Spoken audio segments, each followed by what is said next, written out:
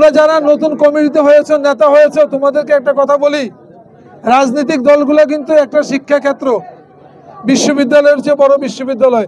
যদি তোমরা ওখান থেকে জ্ঞান নাও, তোমরা শুধু চুঙ্গা ফুকাবা, স্লোগান দিবা, এই নিয়ে যদি রাজনীতি করো তো রাজনীতি কিন্তু তোমাদের এখানে শেষ, দলও ক্ষতিগ্রস্ত হবে।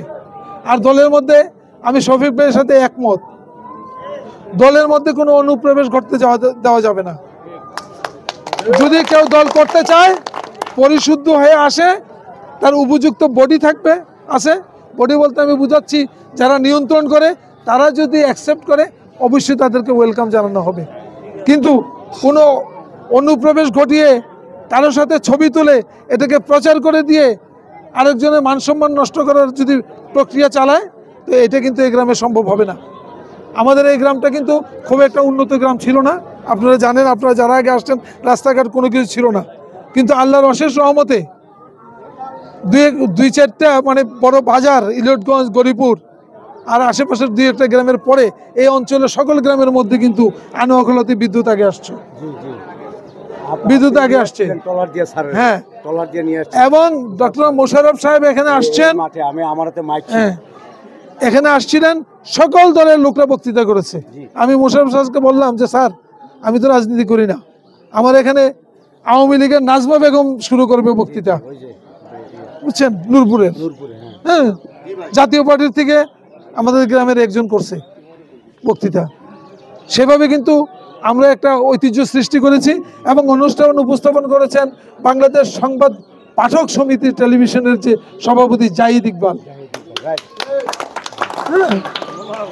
তো পরবর্তীতে আল্লাহ রহমতে আমাদের যে উন্নয়ন হয়েছে, মসজিদ হয়েছে, মাদ্রাসা হয়েছে, এই স্কুল হয়েছে, আমরা কিন্তু আস্তে আস্তে এগিয়ে যাচ্ছি। তোমরা যারা আনোয়াখলা গ্রামের, তোমরা আমরা দয়া করে বিশৃঙ্খলা সৃষ্টি করবে না, তোমাদের জন্য দরজা উন্মুক্ত আছে।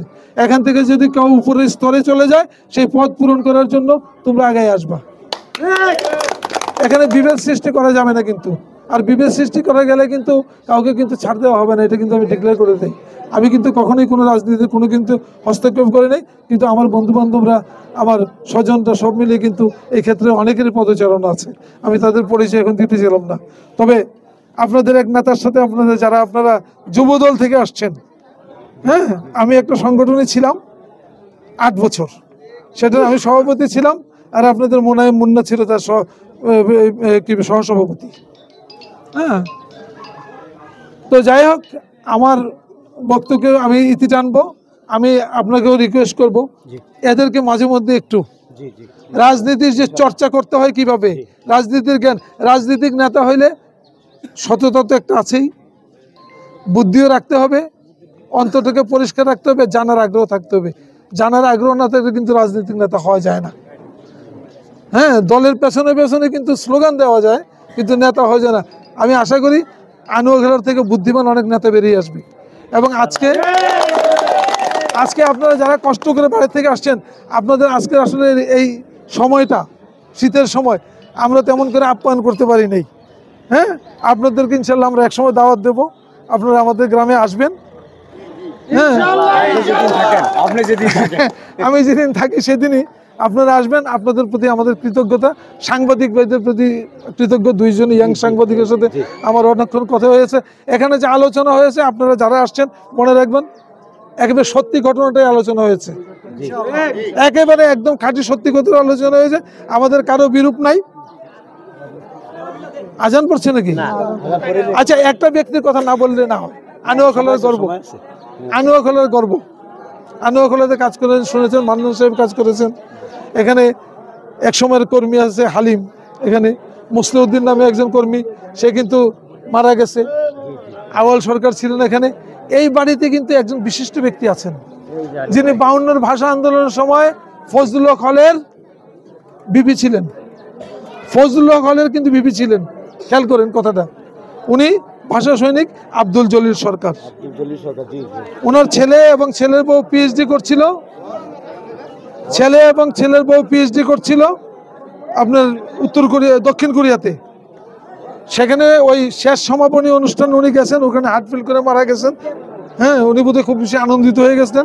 সরকার কিন্তু ওনাকে বিশেষ ব্যবস্থায় বিমানে করে বাংলাদেশে এনে শহীদ বুদ্ধিজীবী কবরস্থানে দাফন করেছে। তো আনোয়া খালার গ্রাম কিন্তু বেশ অনেক ক্ষেত্রেই কিন্তু উজ্জ্বলতার স্বাক্ষর রাখছে। এই গ্রামে দুইজন কিন্তু মুক্তিযুদ্ধ আছে, সে দুইজনই কিন্তু সরকার বানিয়েছে। একজন আব্দুল আওয়াল সরকার মারা গেছে, খোকন সরকার যিনি ছিলেন, আবু ওবায়দুল্লাহ সরকার উনিও মারা গেছেন। তো আপনারা আমাদেরকে সহযোগিতা করবেন। আর আমরা মনে প্রাণে যখন যেই দল করি আমাদের কিন্তু ম্যাক্সিমাম টুকুই কিন্তু ওইদিকে যায়। আমাদের হিন্দু মুসলমান বৌদ্ধ খ্রিস্টান, বৌদ্ধ খ্রিস্টান তো নেই, আমাদের হিন্দু মুসলমান আমরা সবাই এক হয়ে যাই এবং একটা সম্প্রীতি আমরা এখানে বজায় রাখি।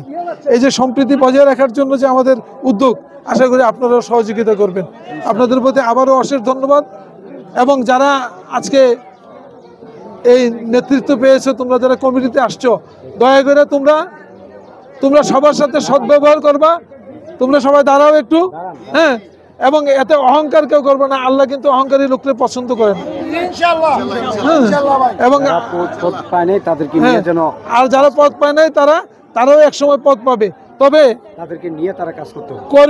কর্মী নিয়োগের যে প্রধান ক্রাইটেরিয়া হচ্ছে দলের জন্য আত্মত্যাগ কার কত আছে।